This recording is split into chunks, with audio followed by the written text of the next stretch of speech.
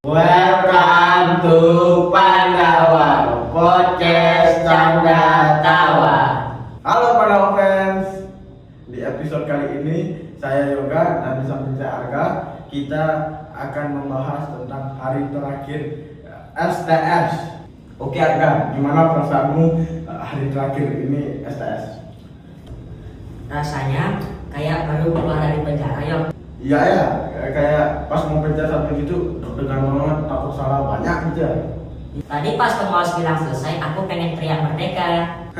Emang kamu nggak mau coba nyetetin jawaban dulu sama si pintar itu? Duh jangan ya, aku mau hapus semua memori tentang rumus SPLDV. Setuju. Sekarang fokus kita cuma satu, yaitu pulang, taruh tas, tidur siang tanpa takut telat belajar lagi. Nah itu dia, hidup tanpa bayang-bayang ujian itu hidup yang sangat hakiki. Sekian episode kali ini. See you next time.